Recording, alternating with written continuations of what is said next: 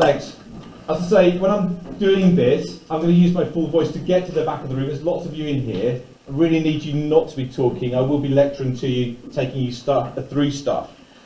It's very difficult to know what the best thing for you is. So I've decided to try to pick out things where I think you're most likely to make mistakes. Your teachers will have reviewed much of the topics over the last few lessons and weeks, hopefully. I'm going to pick out things right from the beginning. I'm going to start with some quite easy stuff, hopefully some actually meat and drink stuff that you're definitely going to get asked at some point. But I'm going to work up in difficulty towards the end. I'm going to try to stop a little bit before the hour so that you've got some, if you've got any requests or anything you want to know, you can talk to me about before you go. And I'll stick around as long as you want me to after school tonight, okay? So we're going to go get cracking straight away. Don't feel like you have to write anything if you don't want to. It's not a problem. It's up to you how you use this session. All I ask is that you don't talk when we're doing it. First thing I want you to make sure you know is basic atomic structure, right? So you will be asked about atomic structure. You must know how the element symbol thing works. So if you've got something like chlorine on the periodic table, or you're given an element symbol like that with two numbers, you must know absolutely what that means. You will be asked this 100%. The number at the bottom here is what we call the atomic number. This is the number of protons.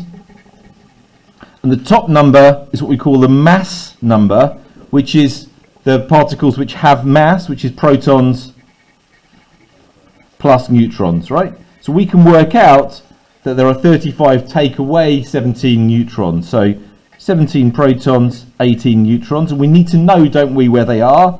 Protons are positive and in the nucleus. And neutrons are neutral, so we've got zero charge. And because we've got 17 protons, we must also have 18 electrons, right? So I told you we'd start gentle, and we have. And these are in shells. Right, when talking about shells, there's only one outer shell. If you're talking later on about shells, there's only one outer shell. That's one little slip-up people make. Right, but you're often asked about electronic configuration and how that links to the position in the periodic table. If you've got 17 protons, you've got 17 electrons, right? And so if you're asked to give an electronic configuration, don't start drawing the atom. We know that 2 electrons is the most you can fit in the first shell. 8 is the maximum you can fit in the second shell. And the number you can get in the third shell is a maximum of 8. Okay, that's as much as you need to know. And for this one, we've got 17 electrons, so it must be 7 there. We can use, without looking at a periodic table, we can use this to work out where in the periodic table it would be. The number of shells is equal to the row or period number. With period number equals 3. And then the position in the periodic table, we also have to consider the group number, and that's the number of electrons in the outer shell. So outer shell number is equal to 7. So this is equal to the group number. Right, and we all know, I'm not going to go through the periodic table with you, but we know that elements in the same group as each other have similar properties with varying trends. And we'll look a bit at some of those trends a bit later on. So first of all, make sure you're really clear on atomic structure.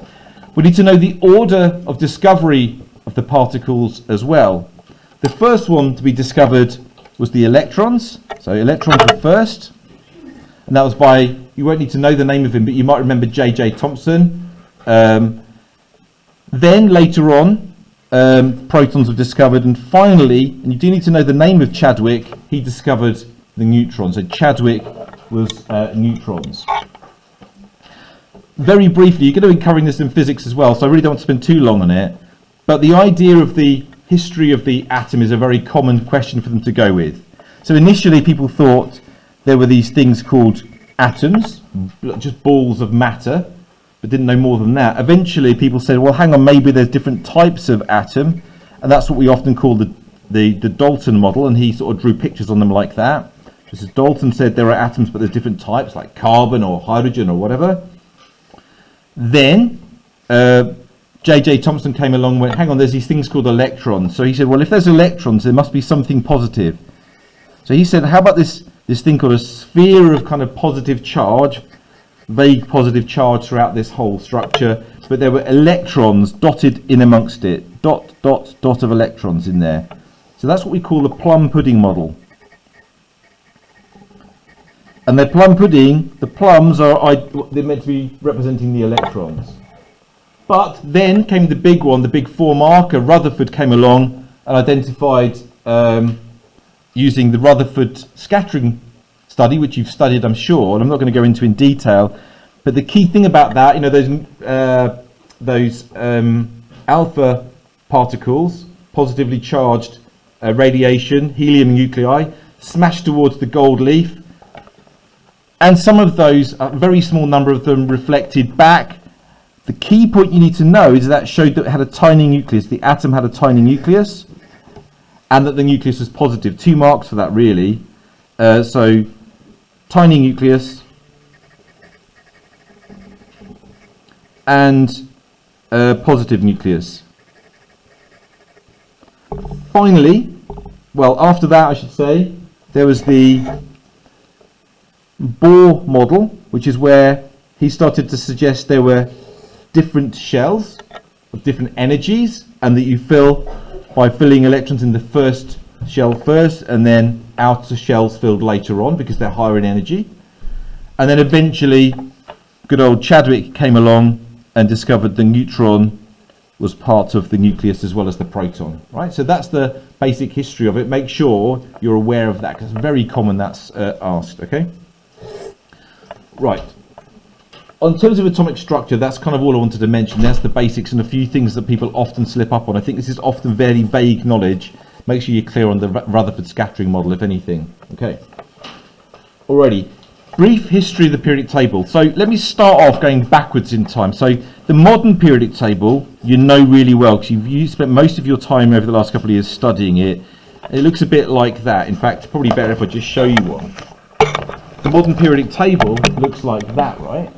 And the thing about the modern periodic table, it's now ordered according to 2 things. One is that it goes up one at a time in terms of the atomic number, which is the number of protons. But back in Mendeleev's day, he didn't know about protons, so he did a different thing, which we'll talk about in a second. But now it's ordered according to number of protons and arranged due to the electronic configuration, as I was just discussing. We said that chlorine is in row 3 and group 7. Row 3 because it's got 3 shells, just like all of the other ones in row 3, and in group 7 because it's got 7 in its outermost shell.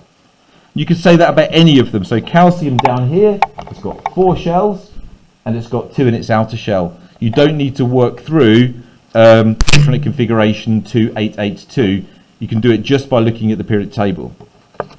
So that's the modern periodic table, which requires an understanding of electronic configuration and requires an understanding of number of protons, which Mendeleev, the first guy that really settled on the periodic table, he didn't know about. So what did he do? And again, common question that you've not spent much time thinking about since early in year 10. So he realised, along with other people to be fair, that elements could be sorted and arranged into their similar properties. So this is Mendeleev. Now, Mendeleev, he sorted elements by their properties. And when I say properties, I mean physical properties, which is melting point and boiling point and conductivity, as well as the chemical reactivity, what they react with, how fast they react. So he organised things like the alkali metals together,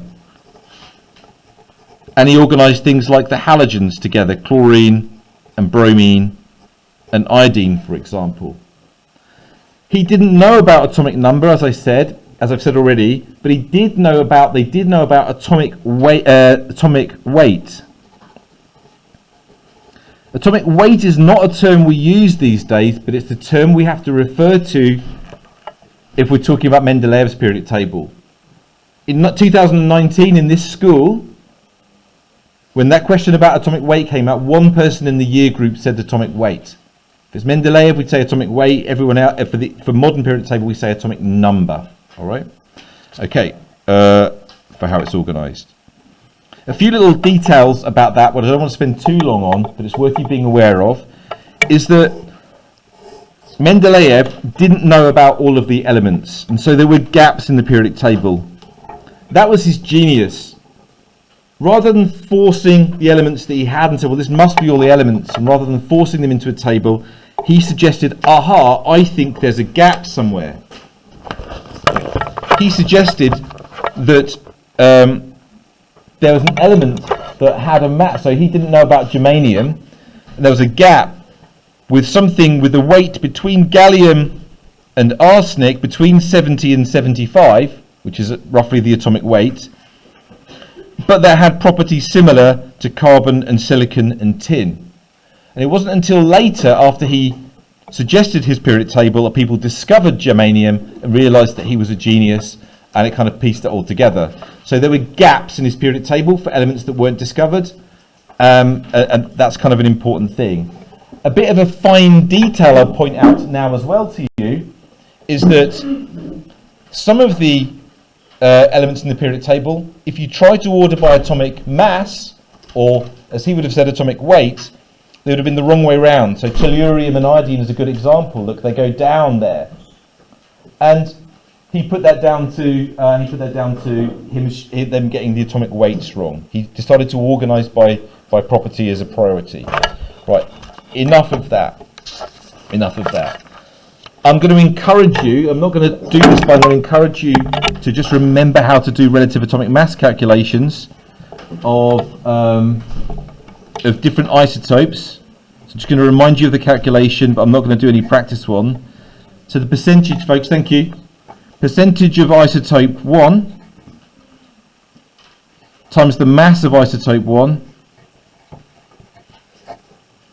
add the percentage of isotope 2 times the mass of isotope 2, all divided by 100. Definition of isotope is absolutely worth learning. This is often 2 marks, and often people get 1 mark, so it's worth spending a moment on this. Isotopes are when you've got the same number of protons but different number of neutrons. And another definition, relative atomic mass, is the average mass of all isotopes of an element relative to, this is the second mark that's often lost here, relative to 1/12 of carbon 12. 1 is defined as 1/12 of carbon 12. And you need to know that perfect definition to get 2 marks on that. So the relative atomic mass is the average mass of all isotopes relative to 1/12 of carbon 12. Really are moving on now. I'm going to talk about the periodic table. I'm not going to cover the whole periodic table and everything you need to know. I'm going to remind you need to know about group 1, group 7, and the noble gases, which is group 8, which is sometimes called group 0. If you're doing triple, which many of you are, then you'll need to know about the transition metals a little bit as well, but not loads. Transition metals make coloured compounds hard, very good conductivity, for example. There's a little bit of chatter at the back, which I'd like to stop. It's distracting. Ray? So, group 1 briefly then. I'm going to look at group 1 and group 7. Group 1 is we've got lithium and sodium and potassium. They've all got 1 in the outer shell, as I discussed earlier on. So down the group, they increase in reactivity. You all know that, you've all seen that a load of times. But so often we ask you in mock exams, what's the reaction you can show that? And that's the reaction with water. And when we ask you to balance that equation, it's very often wrong, because you did it such a long time ago, you've forgotten it. So I'm going to remind you of it now and implore you to learn it tonight. I've just made a mistake, so just cross that out and go again. So sodium reacts with water to form sodium hydroxide. This is why we call them the alkali metals, because they make an alkali, OH minus, hydroxide. Now where we go wrong often is they produce hydrogen gas as well. And if you're going to put state symbols in, they should look like that. Sodium solid, water liquid, sodium hydroxide aqueous, hydrogen gas. You might be asked to talk about the observations you would make for that reaction. You might be asked to remember, you put the alkali metals on the water, the alkali metals will float, they'll move around, they will fizz, and they'll disappear. And they do all of those things faster the more reactive they are, the further they are down the group. So know the things that they do, know the balanced equation. I've not balanced it, have I? But I will now. There's the balanced equation, like so. So make sure you balance it correctly. Sorry about that.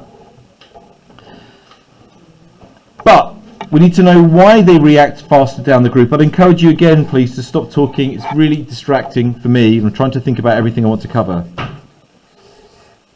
Someone near you is talking. Give them the evil eye, would you? Or I'll get Mr. Howard on you. Right, here we go. So we've got sodium versus lithium. Lithium less reactive, sodium more reactive. The explanation is, you've heard it 100 times. Make sure you know it from memory going in tomorrow, because it's so common that it's asked. So I tend to start off, and not every teacher does this, because you don't really get a mark for it, but it's useful to make your argument well. So they react by losing one electron. I like to say that for clarity. We know that because they're in group 1, and we know that when they form an ion, like lithium, that electron is lost and they make a positive ion. Just going to remind you how to draw ions like so, right? So it's lost an electron, lithium, it's formed an ion like this. Sodium would be the same but with one more shell.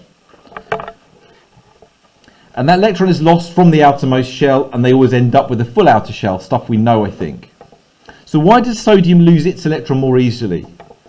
Well, the outer electron is further, or the outer shell, if you like, is further from the nucleus.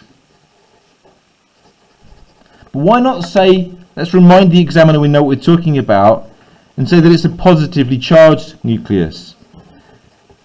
And that means, because it's further away, the electrostatic attraction between the outer electron and the positively charged nucleus is weaker.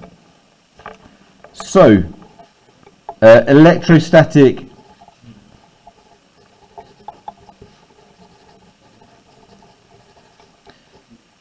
to nucleus is less.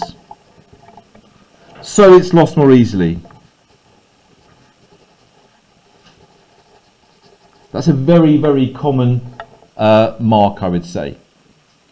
Now, the other factor you might include there is the number of shells, and therefore the amount of shielding. So if you've got more shells, you've got more shielding, and if you've got more shielding, the electrostatic attraction is less as well. At GCSE, one or other of those arguments is fine. So as I've explained it here, we'll get you all the marks, and that will do very nicely. Now, I'm going to move on to the halogens now. If you want, by the way, at the end to take a photograph of anything, you can do on your phones. Or if you want to, as I said, I'll put this on YouTube later and stick it on all the classrooms or via email to you. So, the halogens, we've got the opposite arguments. So I'm going to compare fluorine and chlorine, and I'm not going to spend too long on this. There's fluorine and there's chlorine. Chlorine's got an extra shell. The difference between halogens and alkali metals is that they react the other way around. Again, I'll refer you back to the periodic table. This is, some of you have heard me make this daft gag before, but I'll make it again. The most reactive elements on the periodic table, as told to me by the guy who first wrote the BBC Bite-sized page, are francium and fluorine. And so his hilarious gag is that those two effing elements are the most reactive on the periodic table. If that helps you remember it, brilliant. So francium most reactive, fluorine most reactive. Put those two together, you get an explosion. Now, why is fluorine more reactive? Well, the opposite arguments now need to be made. I'm not going to write them down because I can't be bothered. But fluorine reacts by gaining an electron to make a full outer shell, to make a negative ion. I'm just going to draw that ion for you. So there's a bit of a precursor to talking a bit about bonding. They react by gaining an electron. and you end up forming an ion like that, a negative ion. Gaining of electrons, reduction is gain of electrons, that's a reduction process, right? But that happens more easily than for chlorine, because the electron that's coming in, the incoming electron, we say, can get closer to the nucleus. So the electrostatic attraction between the incoming electron and the nucleus is greater, simply because it can get closer and there's less shielding for an outer electron to go into this shell rather than this one. Again, it's going to be one or either of those arguments you're going to need to make. Either the alkali metals getting more reactive or the halogens getting less reactive. I'm not going to review this with you, but you can show the order of reactivity of halogens by doing displacement reactions using bromine water, chlorine water, iodine water, and the halides. You get colour changes. Worth having a little review of that. If you're not sure what I'm just talking about there, look at the proof of order of reactivity of halogens, or the practical for that is a nice one that comes up now and again, to be sure of that. It's all to do with the fact that the halogens are coloured and the halides are not. Okay, I'll stop there actually. The noble gases, very briefly, noble gases like neon, for example, they're the group 8 elements. They are all, as we know, there's again just a little chatter that I'd like, folks, I'm going to ask you one more time. I'm not going to kick anyone out, but I think it's rude. I really like to be quiet. It's actually really distracting for me. I'm doing my best to make this as useful as possible, trying to cover as much ground, but I can't if you keep talking.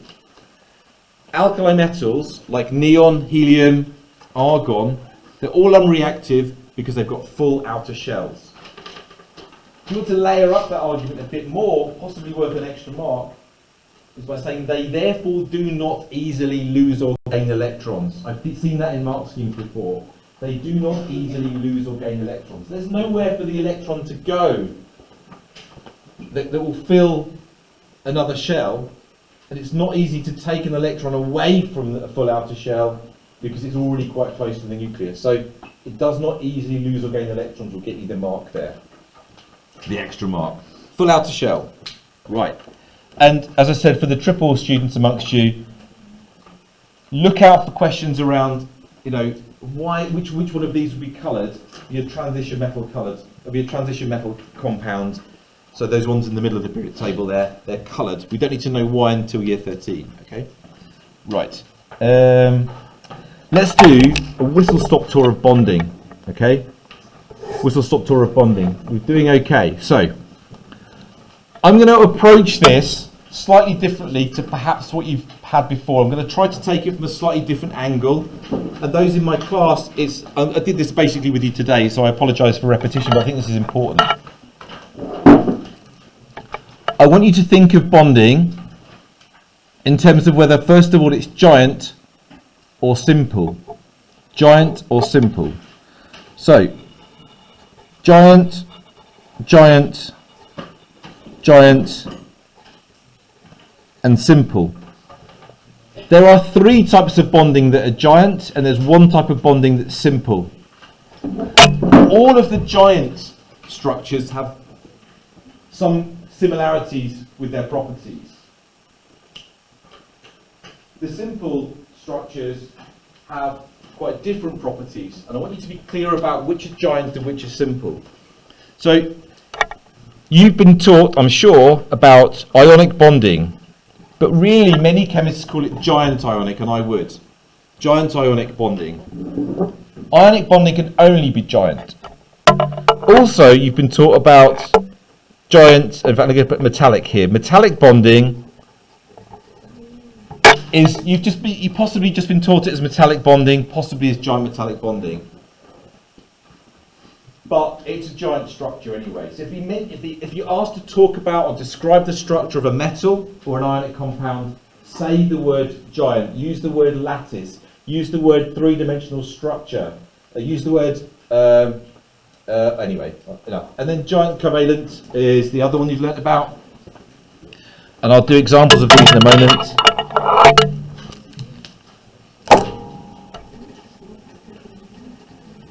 The only one that's different to that, folks, is simple covalent. So, if you're told about a compound that is a metal and a non-metal, it will be giant ionic. Okay, so metallic would be something like sodium chloride, metal, non-metal. I'm not going to give you examples of metals and non-metals, I think we're past that point. But look, metals, the word metal has got a plus in the middle of the word. Metals always form positive charges when they make ionic compounds. Non-metals, helpfully, has got a minus in the middle of the word. So you've got sodium as an example, sodium chloride. Okay, metal pluses, non-metals minuses. So, giant ionic, metals and non-metals. Metallic is if you've just got a metal on its own, like aluminium or copper or sodium, any of the metals. Giant covalent, you just need to, these ones are a bit special, and we've got diamond, which is identical to, is equal to, everything you say about diamond you also say about silica. Graphite and graphene are in those categories, and I'm reluctant to drag you through each of those. I'll do it very briefly, verbally, but I'm not going to write everything. Simple covalent is everything else, right? So this is only non-metals. When they're bonded together, make simple covalent. So, for example, H2O, N2, O2, methane, ethanol. As soon as you've got a bunch of non-metal atoms, and even, by the way, Buckminster fullerene, C60, those buckyballs, they're all simple covalent. They're still the same people are talking. And my voice is getting louder, and I want you to stop talking. I'm getting annoyed now. Stop it. I can hear you. Stop talking. Buckyballs. If you don't want to stay and be quiet, go. So things like buckyball, Buckminster fullerenes are also often forgotten as being simple covalent. Right. So the important bit I wanted to point I wanted to make here is that the giant covalent, giant ionic and giant metallic substances, all, without exception, all of them have very, very, very high melting points. We're talking usually about 1,000 plus degrees. Some of them as high as 3,000. So diamond and graphite and silica are about 3,000. Metals vary quite a lot, but particularly the transition metals have very high melting points. The alkali metals are lower melting points, it's probably worth remembering, but they're still higher than all of these ones down the bottom here. And all the giant ionic ones have very high melting points too. A level of detail I want to add to that though. So the giant ionic ones, if you've got something like magnesium oxide versus sodium chloride, they love this question, or aluminium oxide might be another example. One has a much higher, they both have very high melting points, but one has a higher melting point than the other. And you would say, you need to recognise that magnesium is in group 2, so it forms a 2+ ion, oxide's a 2- ion, sodium's a 1+ ion, and chloride's a 1- ion.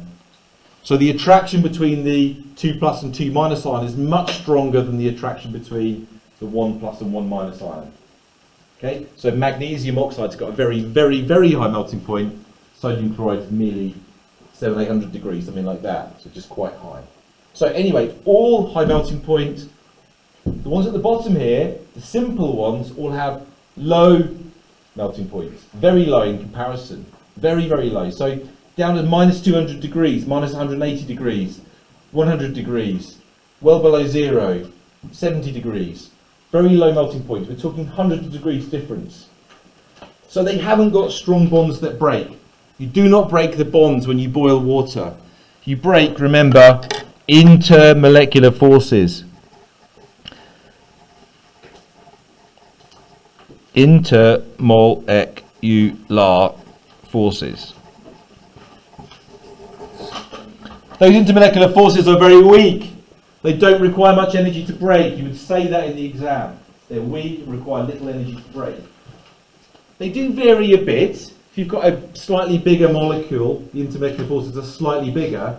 So for example, going down the halogens or going down the noble gases, the intermolecular forces get slightly stronger, and they go from maybe -100 to 0 degrees or something like that. But they're still weak compared to the other ones. So weak intermolecular forces require little energy to break. Okay?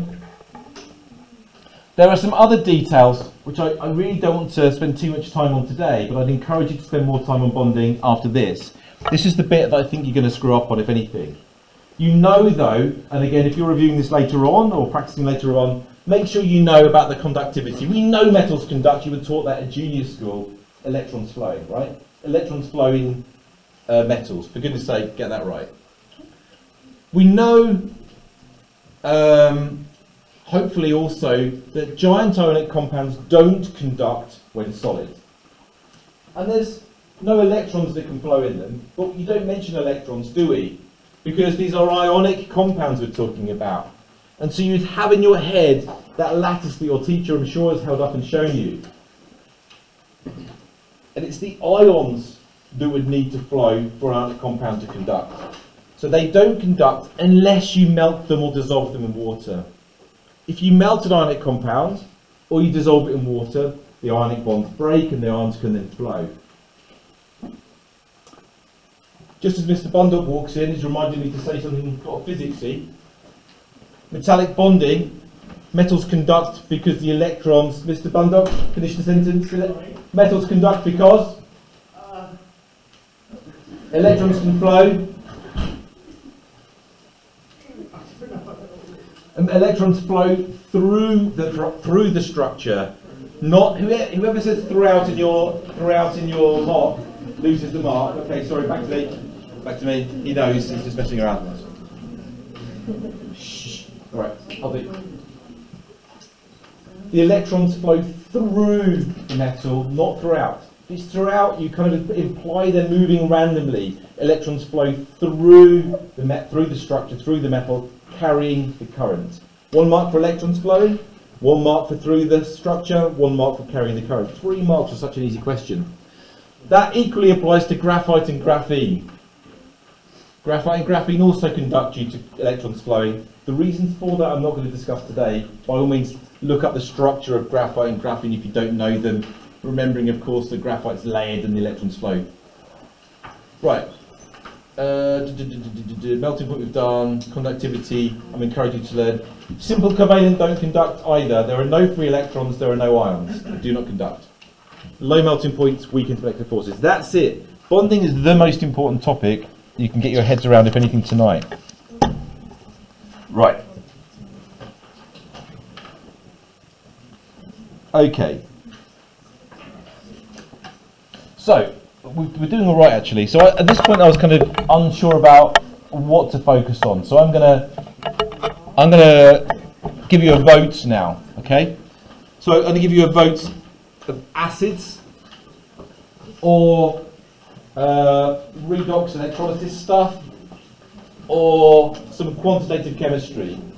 So votes for some redox stuff, which including electrolysis and half equations, all that kind of thing. Votes for acids and votes for some quantitative stuff. Not many, okay, a few of you. I'll do a little bit of the other two. I'm going to focus now on electrolysis. Okay. Shh. All right. Thanks.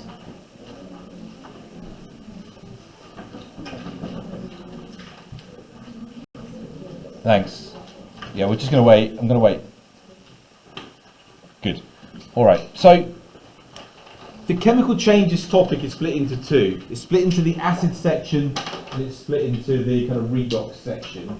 And the redox section is further split into the section on the reactivity series and then electrolysis.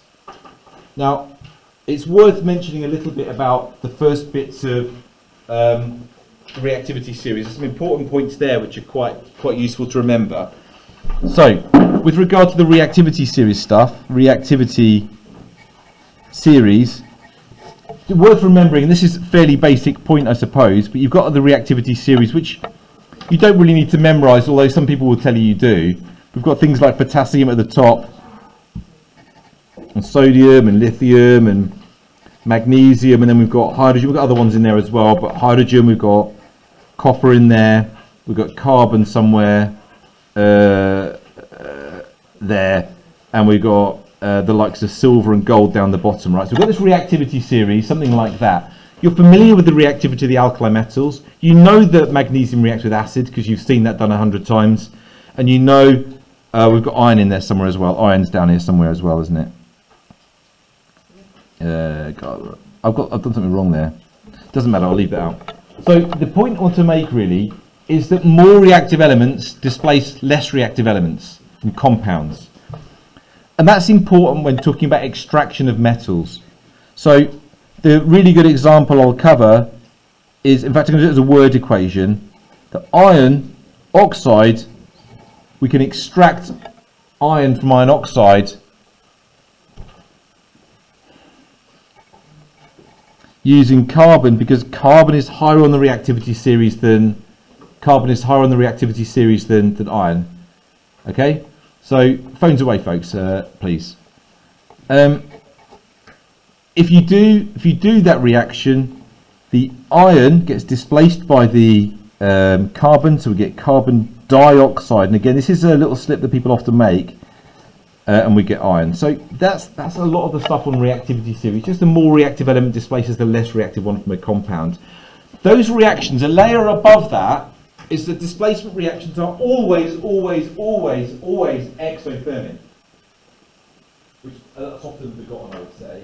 And there is a core practical, required practical on that, isn't there? So it might be you do a reaction like copper sulfate in one of those plastic polystyrene cups, and you chuck in zinc, and you can measure the temperature change, and it'll be exothermic. And that's useful because you could compare the reactivity by just seeing what will displace what. But if you've got copper sulfate solution and you chuck magnesium in it, or you chuck zinc in it, they're both more reactive than copper, so both will displace copper. But the magnesium will give a higher temperature, a greater temperature change, with more exothermic. And that just tells you that magnesium is more reactive than zinc. So you can do a comparison between two elements indirectly by comparing them both with copper. So look at that core practical, please, this evening. This is a good chance to mention core practicals as well, or the required practicals. Make sure in the required practicals, if you're describing a practical, safety, goggles, gloves, use low concentration, ventilation of the things like chlorine produced. Mention the equipment you're using to measure things, measuring cylinders for measuring volumes, balances for measuring masses, gas syringes for measuring gases, volumes, and so on. Also mention that you repeat every experiment, also mention to remove anomalies, also mention to average data if it's quantitative data. They're the basics you're going to get every single time, I would say, worth mentioning those. Right, so let's do a little bit on electrolysis then, since you asked for that.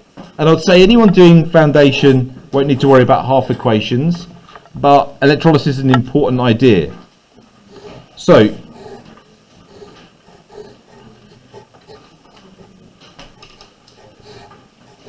okay.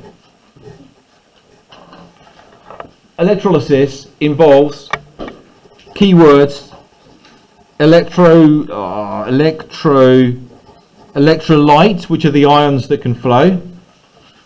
We've got some sort of power supply up here. That could be a battery or a DC power supply unit. And we've got electrodes. This is the negative electrode. And this is the positive electrode. And we need to think about electrolysis as being, this is one of those topics which could take you to the very, very top grades. Okay, this is some basic points, easy things, but it's a topic which is going to separate you from the very best. Now, to start with, I'm just going to remind you that it's really important to identify, first of all, whether the electrolyte is molten ionic compound or whether it's in solution. By molten, I mean liquid. So if you take some, say, lead iodide, you can heat it up and it will melt. It's got a high melting point because it's an ionic compound. If you heat it up enough, it will melt. Same with sodium chloride. Same with magnesium bromide, whatever. You can get them liquid if you heat them up enough. And remember, you have to learn about the production of aluminium oxide using electrolysis 2, you have to melt that, or dissolve it in cryolite, remember. That's definitely one to study. Can you just make a little note to yourself? Study production. I don't know what to do today, it's not difficult, but study production of aluminium using electrolysis. So it involves cryolite, high temperatures, replacement of graphite electrodes due to them burning away, all that stuff. I don't want to do that today though. So, if it's molten, it's dead easy. But do look for that. If it's molten, all you get, folks, all you get is elements and compounds. So if it's lead iodide, you get lead and iodine. If it's sodium chloride, you get sodium and chlorine. If it's lithium iodide, you get lithium and iodine. And so let's just write down what those equations would look like for molten ionic compounds. So very briefly then, so molten or liquid, molten and liquid mean the same thing, just means melted. So let's say lithium chloride, you get lithium, dead simple, you get the elements lithium and chlorine, and you'd be expected to write a balanced equation for that too. So lithium chloride, don't forget this is liquid now, not aqueous. You get lithium, and remember that the halogens, please, are diatomic. That would be a gas. At these temperatures, that would be a liquid too. We just have to balance it then by putting a 2 either side. In the test, are we going to have to put symbols on the equation? It will tell you, if you're going to get a mark... Symbols like the state? Yeah, state symbols, they are called state symbols. Yeah, so if they ask you to, it will be worth a mark. If they don't ask you to, it's not worth a mark. They're very explicit about it. They nearly always actually give you the brackets and little spaces to write stuff. Think carefully. If it's dissolved in water, it's aqueous. So acids and alkalis are always dissolved in water. If it's a metal or something like an oxide or carbonate, it's a solid. If it's, you'll be given the information. If in this situation, it has to be a liquid to conduct, doesn't it? So molten elements and compounds. And by the way, particularly for higher students, we should also write the half equations as well, which is where we show the lithium ions gaining an electron there to become the lithium atom, and chloride ions turning into chlorine, which is diatomic, so we need a 2 to show there's 2 chloride ions, each of which loses an electron. Oxidation is loss of electrons, oil rig, and reduction is gain. So this is reduction, this is oxidation. So that's molten electrolysis. By the way, that's the whole of Year 12 redox covered as well. GCSE is harder than IB standard level on that topic. Right, so let's crank it up a little bit. Let's go to GCSE. This is probably the hardest topic, I think, for you folks. This is hopefully something I can help you do well on. If it's in, okay, focus then. I know you've had a long day, you've done your maths exams, but focus. If you've got, I'll get back to my previous picture. If you've got it dissolved in water, as well as the ions from the ionic compound, you've also got ions from the breakdown of water. Now, water very partially breaks down into hydrogen ions and hydroxide ions. And by the way, for the acids topic, make sure you know how to write the reverse of that reaction, which is the ionic equation for neutralization. So OH minus plus H plus goes to water. But anyway, so there's a little bit of hydrogen ions in the pot. There's a little bit of hydroxide ions in the pot. And if you've got hydrogen ions and hydroxide ions in the pot, that makes working out what forms at the electrodes a bit more difficult. But it's not that difficult once you've learned it. And we're going to learn it now if you haven't learned it before. So, we're going to start off at the negative electrode. The negative electrode, which has got an E on it, the negative electrode will attract positive things. So both the positive ions will go there. No, it's negative one, sorry. Which one should we start at? I'm going to start with the positive electron, change your mind. Both of the negative ions will go to the positive electrode. Electrostatics, chemistry is all about electrostatic attraction, really. So the chloride ions, the hydroxide ions go to the positive electrode. Only one of them can be oxidized. Okay, only one of them can be oxidized. And if there is a halide present, and by halide I mean chloride, or bromide, or iodide, then you will get the halogen.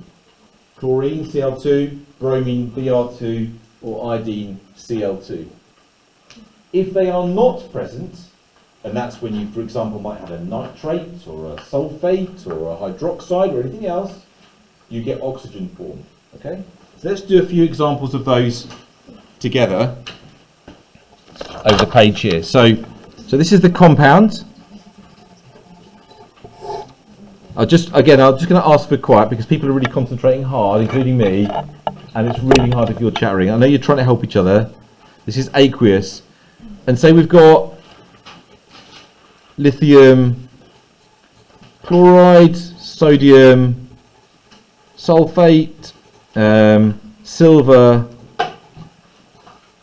right, nitrate, or copper, bromide. I only want to know what's forming at the positive electrode. So if we've got chloride present, I told you, so it's not interactive this session. I'd normally do this interactively, but I can't. So if the chloride is present, we're going to get chlorine. So Cl2 produced. It's going to remind you of the half equation that you should know if you want to get those high scores. So two chloride ions come together to make chlorine, and you should know the test for chlorine as well, which is damp blue litmus paper goes white. Damp blue litmus paper goes white. If we've got sodium sulfate, well, we haven't got a halide. We haven't got bromide, chloride, or iodide, and so we get oxygen produced. That's the only alternative. I've not given myself enough room to write this. I'm going to write it underneath. So the hydroxide being oxidized. I'd love you to learn this half equation if you can. But the key thing you must know is that oxygen is produced if you haven't got a halide present.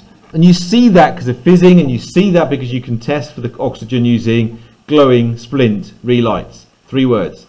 Glowing splint, 1 mark. Relights, 1 mark.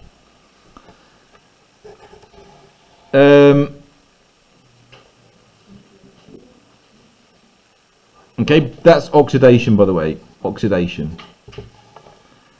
Next one is nitrate. No halide present, so again you get the same thing. You get oxygen formed, exactly the same process. And the bottom one is bromide, so you get bromine produced. Because whenever you've got a halide, you get the halogen. Right? Dead simple. The negative electrode, I think, is a tiny bit harder, but not massively. If the metal in the pot is more reactive than hydrogen, which nearly all of them are, magnesium, or zinc, or lithium, or potassium, or sodium, are the ones you're going to see in your exam, any of those cases, you're going to get the old squeaky pot test, right? You're going to get hydrogen produced. That's the most common answer. Most common answer is that hydrogen is produced. Hydrogen you'd get for lithium, hydrogen you'd get from sodium. Because sodium and lithium are so reactive, they don't want to turn back into the element again. So we get hydrogen ions turning into hydrogen by gaining 2 electrons. Okay, so write it again, try and get it right this time. 2H plus 2E goes to H2. But elements the metals that are less reactive than hydrogen, those ones will get those elements forming. And the only 2 situations where that's going to happen, are silver and copper, which is why I wrote those examples down. So silver ions would reduce to give silver, and copper ions would reduce to give copper. We are going to do a little bit of interactive stuff because I want to wake you up a little bit. So I'm going to tell you what the compound is, and you're going to tell the person next to you what the 2 elements formed are. The first one is going to be magnesium nitrate. What's formed at each electrode? Discuss. The oxidation, magnesium produced. Magnesium produced. Then at the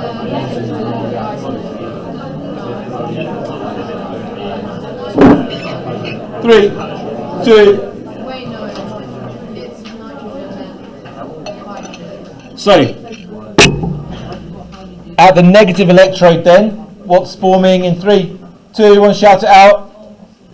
At the negative electrode, it's either hydrogen or the metals, either hydrogen or magnesium. What's going to form at the negative electrode? 3, 2, 1? Hydrogen, because it's magnesium more reactive than hydrogen. At the positive electrode, it's either going to be a halogen or oxygen. So 3, 2, 1. Easy, isn't it? That's all you've got to do. Literally all you've got to do. Okay? So do one more example of that then. So do lead. No, we're not. We're going to do copper iodide. By the way, for those of you who don't know, if you've got a formula like this, the 2 outside the brackets there means you've got 2 lots of nitrate, so 2 nitrogens and 6 oxygens there. Okay, so if you've got copper iodide, what's going to form at the negative electrode in 3, 2, 1? Copper. And what's going to form at the positive electrode in 3, 2, 1? Yeah, you got it right. That's what you've got to do. Dead simple, right? So let's add another layer, shall we? Folks, I didn't do it. Again, I'm losing you. I want 10 more minutes. I'm going to use you. I'm going to keep you here till half-past. So, this is the layer up again. This is pushing up the layer, even the level a bit higher again. So, if you've got electrolysis going on with sodium chloride, what's going to produce the negative electrode? 3, 2, 1. Oh, hang on, I'll give you a chance this time. Sodium chloride in solution. We've got these 4 ions. Which element is going to form at the negative electrode in 3, 2, 1? Hydrogen. Yeah, good. So that means that hydrogen is going to be used up. It's going to be used up. The concentration of hydrogen is going down. What's going to form at the positive electrode in 3, 2, 1? Chlorine. So the chloride ions are being used up. The technical term is discharged. The hydrogen ions are discharged preferentially, is that technical language that some of you want to use. And at the positive electrode, the chloride ions are discharged. They form the element. So, what are we left with, folks? Look at the board. What's left? We're left with sodium hydroxide, right? So what's going to happen to the pH of the solution during this electrolysis? It's going to go up, right? It's going to go up. It's going to increase. You're going to get pH 14. We could do the same sort of thing with... We do the same thing with sodium sulfate now. No, with copper sulfate. We do the same thing with copper sulfate. In copper sulfate, we've got copper ions in solution, sulfate ions in solution, hydroxide ions in solution, and hydrogen ions in solution. The copper ions are going to get used up, and the hydroxide ions are going to get used up. You're going to get left with sulfuric acid this time. You're going to be left with hydrogen ions and sulfate ions. The pH is going to drop here, so the pH is going to get lower for this one. So that's a little bit on that. Okay, that'll do for electrolysis, I think. I'm going to do a little bit on acids. I'll do a little tiny bit on quantitative at the end. Okay. All right. I've got 8 minutes. 8 minutes isn't a very long time. I don't really ask you to just stay with me. I know you're getting tired now, as am I. So we're just going to keep doing a little bit more. Acids. For heaven's sake, if only for one day, learn the formula of 3 acids and the salts or the ions from those acids. So you all know hydrochloric acid. Some of you know nitric acid and sulfuric acid. I want you to know all 3 of those, the formulas of them. Ideally, you'd also know this stuff, which is ethanoic acid. The thing about all 3 of these acids is that they're strong acids, and the thing about this one here is that it's a weak acid, and we're going to discuss the differences between those, but for heaven's sake, learn the formula of those. If you can learn ethanoic acid, that'll be lovely, but you must learn the top ones. A strong acid, if you're asked what a strong acid is, it's a 2 marker. It's a 2 marker. Strong acid means that releases, fully dissociates. It dissociates 1 S or 2, folks. Okay, we'll go for 1. Dissociates, fully dissociates. Is it 1 or 2? 2, thanks. we'll go for one blurry one, that'll do. So strong acids fully dissociate to release H plus. 1 mark for that, 1 mark for that. So, yeah, release H plus, right. So, HCl fully dissociates to release H plus and chloride.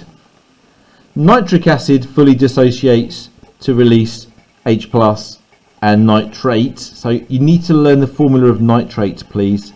NO3 minus. And sulfuric acid dissociates to release 2 lots of H plus and sulfate.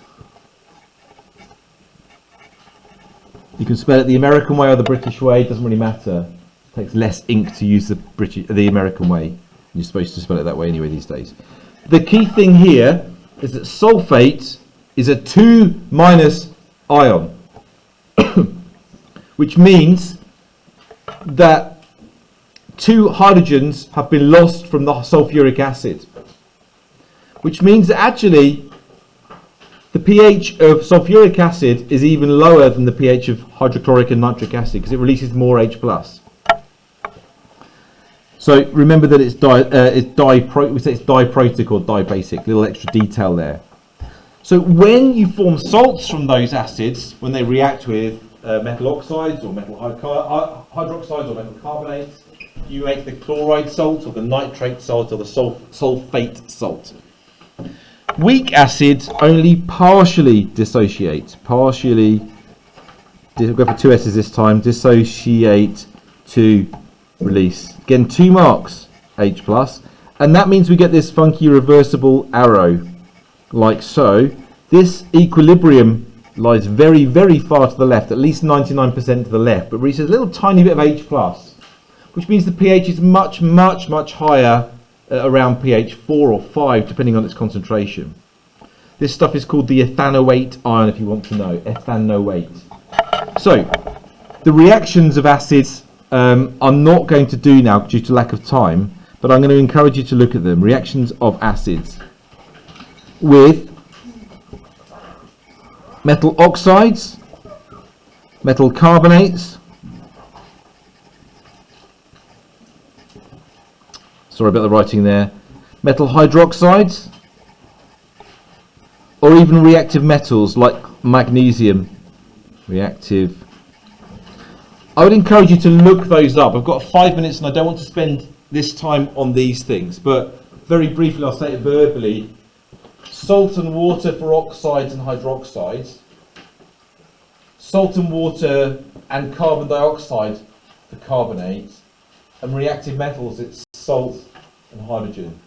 So salt and water, salt and water, salt and water and carbon dioxide for carbonates, and reactive metal, NaSH. Metal plus acid goes to salt plus hydrogen. The MaSH, MASH. Now, what I do want to mention though, instead, and I'm just due to save time, I'm going to do this verbally. I'm going to remind you that required practical 1, and the most likely one you're going to get, if I have to bet £1 to what required practical you're going to be asked about tomorrow, it will be required practical 1. It could be reaction of oxides or carbonates with acids. There are some details though that I'm going to remind you of. You've done it loads of times. It's formation of salts, soluble salt. So copper sulfate or magnesium sulfate or whatever it might be. Okay. Key details for you. You always need to add excess of the base. Excess of the oxide, excess of the carbonates. The purpose of that is to use up all the acids. You'd say that in the exam. Excess of base to use up all the acids. You know you've got an excess of base because either, with the case of the oxides, add a little bit more, add a little bit more, and eventually it doesn't dissolve anymore. So you know you've got an excess, you know you've used up all the acid. You can check it by checking the pH as well. With the carbonates, you don't need to do that, because the carbonates are producing carbon dioxide, which means they're fizzing. They're fizzing. That means that you can see the reaction going on, and it will stop fizzing when the reaction's complete. So You've added an excess, but you can then remove that excess. These are insoluble, so oxides and carbonates are insoluble. By the way, you can do the same thing with magnesium, just that hydrogen's produced instead. You can then filter off the excess solid, and then you can evaporate the solutions. And then, when you're talking about evaporation of the solutions to make the crystals, please say you heat it over a water bath. You evaporate half the solution, leave the thing to crystallise, and then you've got the crystals that will grow nicely. So the details there are important. Excess of base, filter, evaporate gently over a water bath. With the oxides, you have to heat them to speed up the rate of reaction. The carbonates, you don't need to heat them. The hydroxide one is going to remind me to tell you to revise, if you can, if you're triple, how to do titrations. Titrations using precise and accurate equipment, pipettes and burettes. Swirling, getting the right indicators, knowing the colour changes. Using the right equipment. We're losing you, I'm going to let you go in 30 seconds, okay? 30 seconds is all I want. 30 seconds. 30 seconds. So, I've obviously not covered everything, but there's one more thing I want to just say before you go, which is that a slab of the paper, and it'll be different for trilogy and triple, will be calculations. You've done a lot of calculations in lessons, I know you have, been talking to your teachers.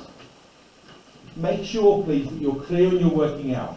Make sure you always convert to grams if you're working out moles. Set out your calculations as you've been taught to, using a grid to set things out clearly if you can.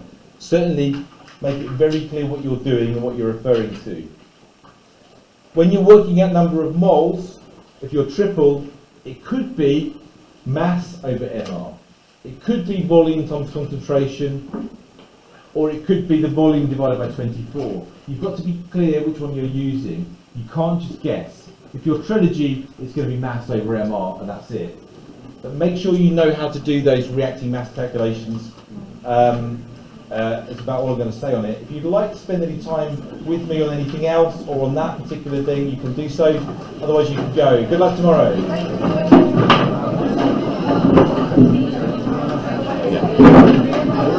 I'll